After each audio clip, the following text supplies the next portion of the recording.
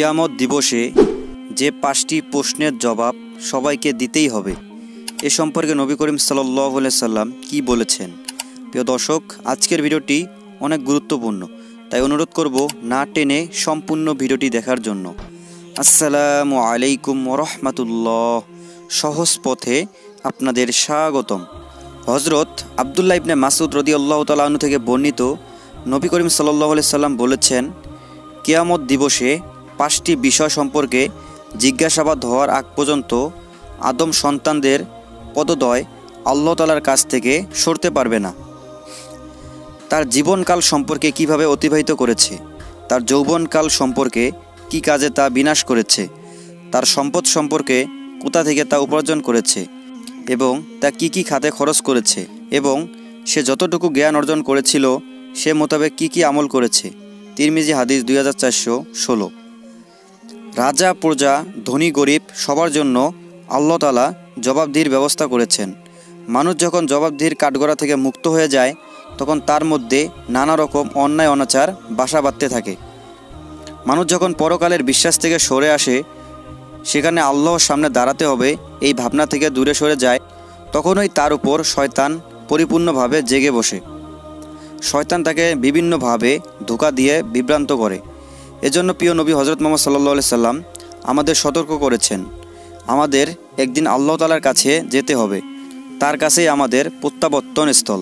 প্রতিটি সময় প্রতিটি মুহূর্ত সব কিছুর জবাব দিতে হবে। আল্লাহ তাআলা বলেন, সেদিন তোমাদের নেয়ামত সমূহের ব্যাপারে জিজ্ঞাসা করা হবে। সূরা আত-তাকাসুর আয়াত 8। আল্লাহ তাআলা আমাদের দুনিয়াতে কিছু দিনের জন্য পাঠিয়েছেন, আমাদের স্বাধীনতা দিয়েছেন, বিবেক দিয়েছেন, বুদ্ধি দিয়েছেন, ভালো মন্দ যে কোনো কিছু করার যোগ্যতা দিয়েছেন। আমরা চাইলে ভালো কাজও করতে পারি, চাইলে খারাপ কাজ করে নিজেকে কুলুষিত করতে পারি। সবই বান্দার ইচ্ছার উপর ছেড়ে দিয়েছেন। তবে এর সঙ্গে বলে দিয়েছেন যে দুনিয়ায় যারা ভালো কাজ করবে, সৎ আমল করবে, তারা এর উত্তম প্রতিদান পাবে এবং তাদের জন্য পরকালে আছে সুখময় জীবন ব্যবস্থা। বিপরীতে যারা নিজের মন মতো চলবে তাদের জন্য আছে কঠিন শাস্তি। আল্লাহ তাআলা বলেন, যে ব্যক্তি মুমিন থাকা অবস্থায় সৎকর্ম করবে, সে পুরুষ হোক কিংবা নারী, আমি অবশ্যই তাকে উত্তম জীবনযাপন করার এবং তাদেরকে তাদের উৎকৃষ্ট কর্ম অনুযায়ী তাদের প্রতিদান অবশ্যই প্রদান করব। সূরা নাহল আয়াত 97। আমরা শয়নে স্বপনে প্রকাশ্যে গোপনে যা কিছু করি সব কিছুই তার কাছে আছে।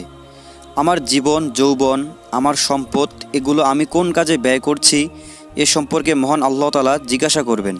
এর জবাব ছাড়া এক কদম সামনে বাড়া সম্ভব না।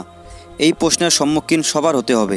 ধনী গরিব, শিক্ষিত অশিক্ষিত সব শ্রেণীর পেশার মানুষদেরই এই প্রশ্নের জবাব দিতে হবে। এমনটা ভাবার সুযোগ নেই যারা বিত্তবান কিংবা শিক্ষিত তাদেরই শুধু আল্লাহর সামনে দাঁড়াতে হবে, বাকিরা দাঁড়াতে হবে না। এজন্য আমাদের প্রিয় নবী হযরত মুহাম্মদ সাল্লাল্লাহু আলাইহি সাল্লাম সবসময় একটি দোয়া করতেন। দোয়াটি হলো, আল্লাহুম্মা হাসিবনি হিসাবান ইয়াসীরা। এর অর্থ হলো, হে আল্লাহ, আপনি আমার হিসাবকে সহজ করে দিন। এজন্য আমরাও বেশি বেশি এ দোয়ার উপর আমল করব ইনশাআল্লাহ।